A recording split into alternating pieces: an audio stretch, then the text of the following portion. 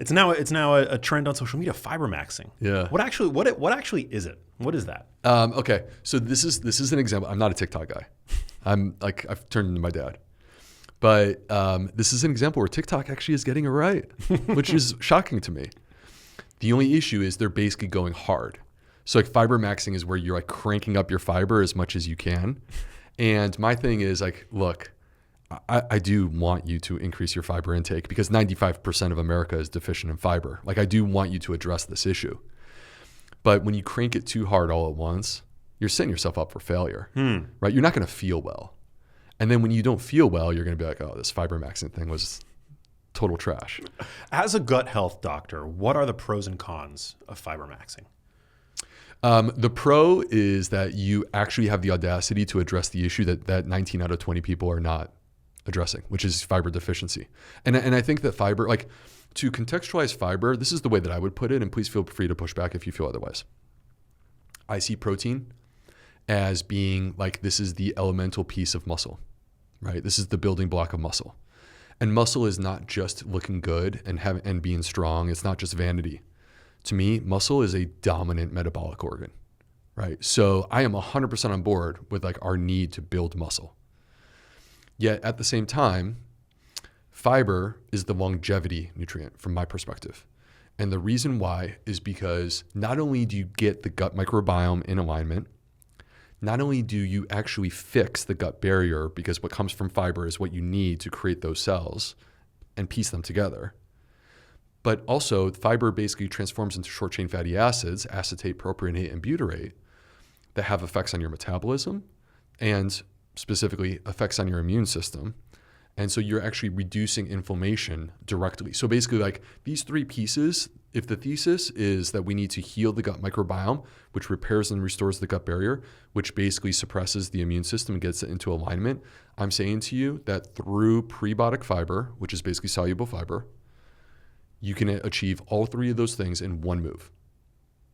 And 19 out of 20 people are like way deficient. Yeah, I mean, most people today get, what is it, like less than 15 grams of fiber? So the average woman in the United States is 15. The average man in the United States is 18. The recommended amount for women is 25. And the recommended amount for men is 38. So basically, like women are only 60% of where they should be for the minimum. Like not optimal, the minimum. And men, we're less than 50% of where we should be. The dietary guidelines are interesting. For the recommendation is typically, correct me if I'm wrong, it's 14 grams of fiber per 1,000 calories consumed. That's right. Are you aligned with that? I'm aligned with that, and that's where the 25 and the 38 actually come from. So it's based upon a typical caloric intake for a woman or a man. So interesting. But like I would bet, so I actually don't track my own fiber. Like if anything, what I do is I track the number of different plants in my diet just for fun. And I eat for variety, right? This is like a big concept that I believe in and I've been talking about. But I actually bet that you are like within range for fiber, if not like well above. Like I bet you're like 50 or 60. Me personally? Yeah. Oh yeah. I've actually tracked my fiber intake. I'm 30, 40 grams a day. Yeah. Typically at a minimum, but I would say that that's probably the average. Like I would be surprised if I, ever dipped below 25 grams a day. Right.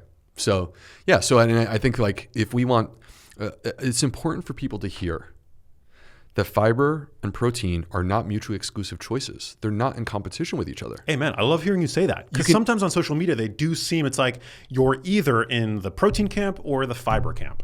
Well, last time I was on, and by the way, for the listeners at home, if you haven't listened to that episode, you should. It was phenomenal. It was good. Last time you and I were on, like basically we're on the exact same page in terms of protein intake. That's what I said. Yeah, 100%. It's super important. And they play different roles in health. What I said last time, and I'm going to say it again, is I also though think that like we fixate on the protein so much, but actually protein needs to be matched to your bodily needs, right? So you don't want to be like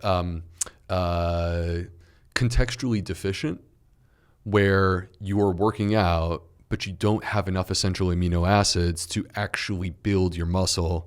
And so therefore you can only take it so far, right? you don't want that situation. But the problem that we have in America is that the vast majority of people are not working out. So like to me, if we're really getting serious, phase one is like we need people in the gym. Every guy should be doing strength training. And I actually think that like the narrative around women's health for a really long time has completely missed this opportunity to talk about the importance of strength training for women, right? Like they make it sound like cardiovascular, like running or yoga, like those are your choices. No, that's not true. Like women should be working out just like us. Maybe not the exact same way, but resistance training is step one. Hey, if you liked that video, you need to check out this one here, and I'll see you there.